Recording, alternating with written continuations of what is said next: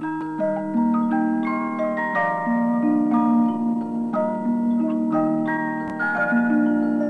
était une fois une vieille mère truie qui avait 3 petits cochons. Comme elle ne pouvait les nourrir tous les 3, elle les envoya chercher fortune ailleurs. Le premier petit cochon se mit en route et rencontra un homme avec une botte de paille.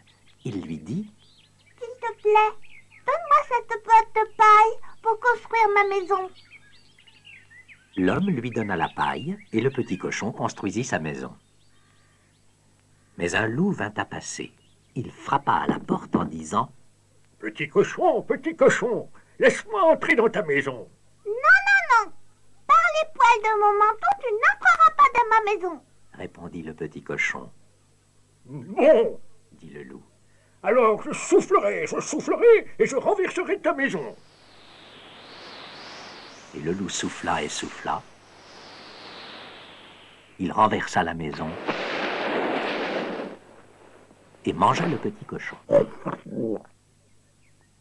Le second petit cochon rencontra un homme avec un fagot de bois. Il dit à l'homme « S'il te plaît, donne-moi ce fagot de bois pour construire ma maison. » L'homme lui donna le fagot et le petit cochon construisit sa maison. Mais le loup vint à passer et dit « Petit cochon, laisse-moi entrer dans ta maison. » « Non, par les poils de mon menton, tu n'entreras pas dans ma maison. » répondit le petit cochon. « Bon, cria le loup. Alors je soufflerai et je la renverserai. » Alors il souffla et souffla encore. À la fin, il renversa la maison et mangea le second petit cochon. Le troisième petit cochon rencontra un homme chargé de briques. Il lui dit « S'il te plaît, donne-moi tes briques pour construire ma maison. » L'homme lui donna ses briques et le petit cochon se construisit une solide maison. Le loup vint à passer et dit « Petit cochon, laisse-moi entrer dans ta maison. » « Non, par les poils de mon menton, tu n'entreras pas dans ma maison. » répondit le petit cochon. « Bon, cria le loup. Alors je soufflerai et je la renverserai. » Alors il souffla et souffla encore. Mais le loup eut beau souffler et souffler, il ne put renverser cette maison. « Petit cochon, dit-il, retrouvons-nous demain matin à 6 heures au champ de Monsieur Millet pour arracher des navets. » « D'accord. » dit le petit cochon. Mais le petit cochon alla au champ de navets dès 5 heures. À 6 heures, il était à la maison avec sa provision de navets. Quand le loup arriva, il était vraiment très fâché. Alors le loup eut une autre idée pour tromper le petit cochon.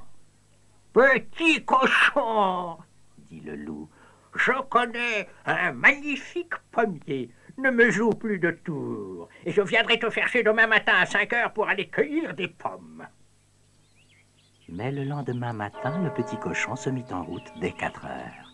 Cette fois, il y avait un long chemin à parcourir, et il fallait grimper dans le pommier. En descendant du pommier, le petit cochon vit le loup approcher. « Tu es arrivé le premier, petit cochon, » dit le loup. « Les pommes sont-elles bonnes ?»« Ah oui, très bonne. » cria le petit cochon. « Tiens, en voilà une. » Et il la lança si loin qu'il eut le temps de rentrer à la maison pendant que le loup courait après la pomme. Le lendemain, le loup revint frapper à la maison du petit cochon. « Si nous allions à la foire cet après-midi ?» proposa-t-il. « Oh, oui. » répondit le petit cochon. « À quelle heure partons-nous? » ?»« À 3 heures. » dit le loup. Bien sûr, le petit cochon se mit en route un peu plus tôt. En arrivant à la foire, il acheta une baratte pour le beurre. Il l'emportait justement à la maison quand il vit venir le loup. Le petit cochon sauta dans la baratte et la baratte roula vers le loup en dévalant la pente. Le loup eut si peur qu'il rentra vite chez lui sans aller à la foire. Le lendemain, il vint à la maison du petit cochon lui raconter la peur qu'il avait eue en voyant une grosse chose ronde rouler vers lui en dévalant la pente. Le petit cochon avoua. C'était moi, dans la baratte que j'avais achetée à la foire. En te voyant, j'ai sauté dedans et j'ai dévalé la colline. Alors le loup fut vraiment très fâché. Il hurla. Cette fois, je vais te dévorer. Je descends par la cheminée et je t'attrape. Mais quand le petit cochon entendit cela, il mit une grosse marmite à bouillir sur le feu. Le loup descendit par la cheminée et directement dans la marmite. Le petit cochon posa vite le couvercle sur la marmite et mangea le loup. Alors le petit cochon vécut heureux jusqu'à la fin de ses jours.